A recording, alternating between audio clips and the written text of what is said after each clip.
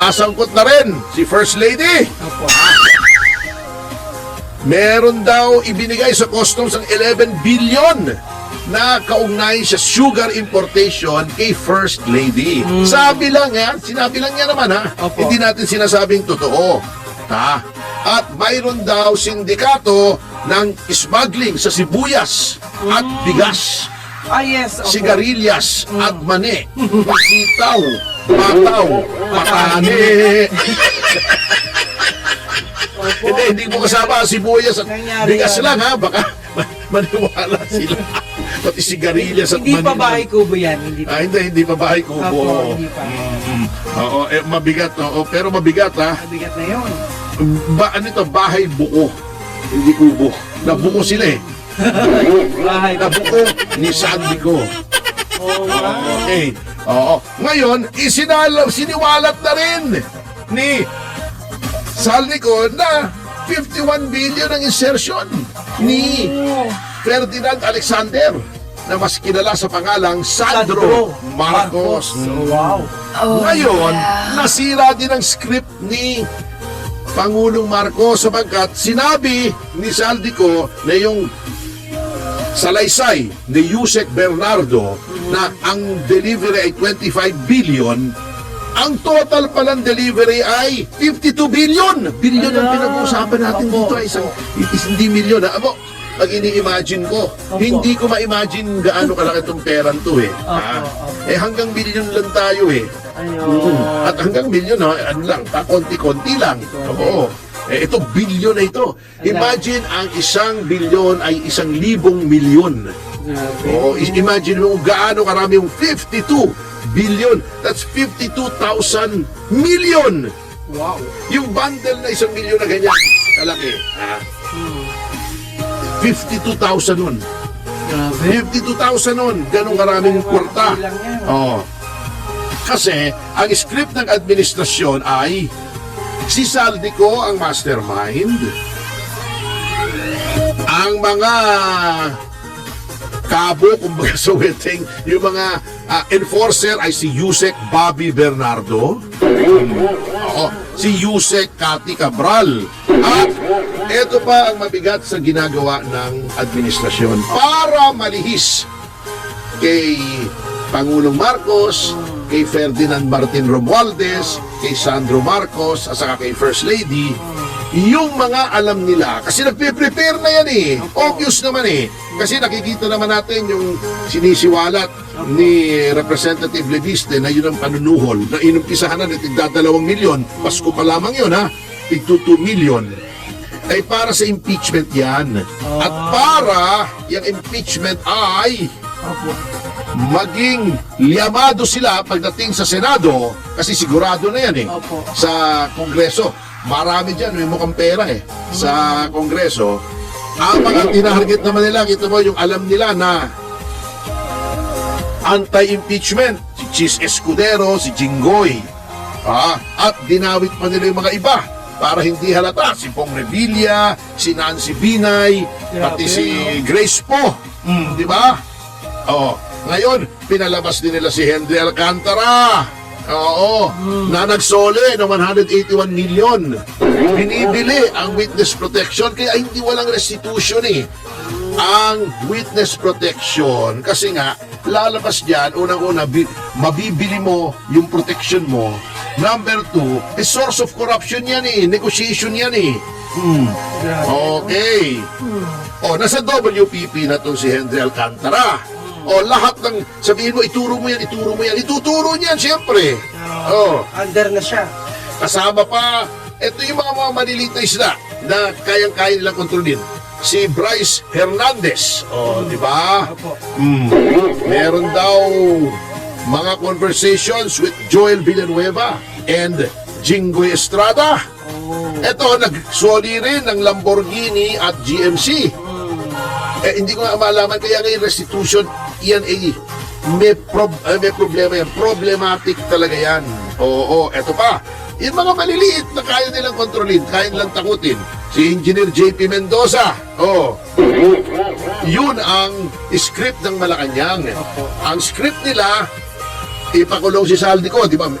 Yun ang unang-unang minarant eh. Wala pa namang na-issue ng warrant na kongresista o dating kongresista, kundi si Saldico. Saldico pa lang. Yung nagtimbog sa kanila, nagbuking sa kanila, yung whistleblower, yun pang unang-una nila. Oo, yan. Ikulong si Saldico at gawing isang fugitive para makontrol din nila kung sakasakali. Oo. Yung mga diskaya, hindi tinanggap sa witness protection. Si Gutesa, sinisiraan. Pati si Leviste ngayon. Sinisiraan lahat ng naglabas ng ebidensya na nagtuturo sa Malacanang at sa First Lady at kay Martin Romualdez at kay Sandro Marcos. Sinisiraan nila at gagawin nila yung mga kontrolado nila. Ng mga natatakot nila, na-intimidate nila mga witnesses katulad nila Hernandez, Bernardo, etc. Ay nga, pinatay na nga namatay na si Jose Cabral. Di malaman kung nagpakamatay, pinatay, di ba? Ngayon, ng lahat ng yan, mukhang tuloy-tuloy ang impeachment eh. Kasi yun nga ang sinasabi ni Representative Leviste na 10 billion ang itinaas si MOOE. Ano yun, di ba? Maliwanag ng panuhol yun eh. Di ba? Oh my God. Maintenance, operating, and other expenses. Bawat congressman meron yan. Di ba? Pambayad ng mga consultants. Madaling kalikutin yan eh. Internal pa lang yan ha. Puwera pa yung mga insertions na hanggang ngayon may insertions na, di ba? Tinalakay na natin yan. Yan ang mahirap eh. At kita naman natin, hindi lamang ang administrasyon but the supposedly independent na ICI, ganyan din patungo.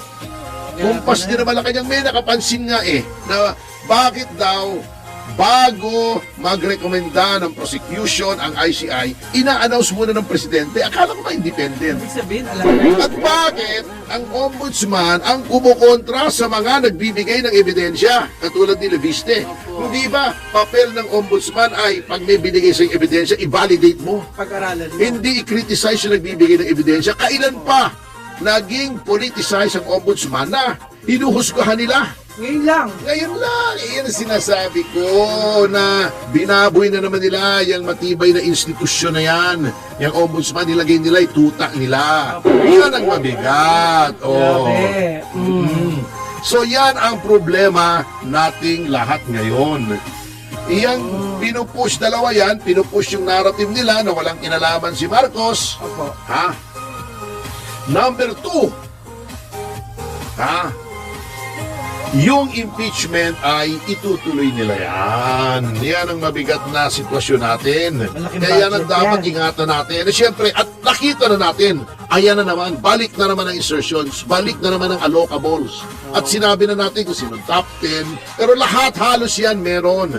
Dahil yan ang panunuhol nila, yung allocables, kaya nga allocables, hindi pa allocated, allocables pa lang, Na pwede future pa lang. tense.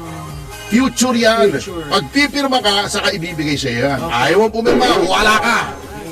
Wala kang unappropriated allocations. Yan. Di ba, ginawa rin nila kina Leviste. Yes. Sinabi, eto yung incentive mo sa distrito mo. Huwag ka na lang magulo. Ayun. Yan ang mabigat. Bago, anong ginagawa nitong mga Marcos? Ang inaanunsyo nila. Puro pagpapakyut na wala naman. Puro salita lamang. Katulad nito, nanawagan si Pangulong Marcos noong bagong taon. Tayo daw ay magkaisa. Paano tayo magkaisa kung inuusig mo ang mga kalaban? Paano tayo magkakaisa kung pinilipit mo ang isang taong kamoting kahoy, gagawin mong ombudsman, yung ICI, gumawa ka ng ICI, ay hindi naman pala independent, meron na namang yung isinusuka ng taong bayan na unappropriated allocations, or yung UA mo ay nandyan pa rin, mga exemptions nandyan pa rin. Hindi mo pa rin binabalik yung 60 billion ng PhilHealth. Di ba sabi ibalik? Kukunin mo sa 2026 budget, kinuha mo na.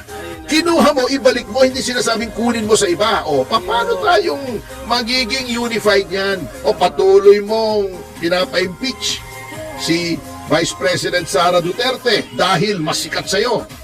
Kaya walang naniniwala sa'yo, pare ko eh. Ha? O, sasabihin pa niya, we will achieve more if we remain united. Let us continue to work for a better and more humane new Philippines. Anong you're working for a better or more humane Philippines? Or working for more kurakot para sa mga kaalyado mo? Walang maniniwala sa'yo dyan. BS yan. Magdisiplina daw. Disiplina eh, wala nga kayong fiscal discipline. Ayan na naman yung mga insertion mo. Oh. Paano magkakaroon ng shared commitment to progress na sinasabi mo? Eh hindi nga tayo asenso, puro nakaw ang ginagawa ninyo. Oh. Anong achievements? Eh yun, puro ghost project achievement ba yun? Eh nanteting naman, puro ano eh, puro salita. Oh. Di ba? Kaya walang naniniwala. Yes. Oo, bago sasabihin pa nitong si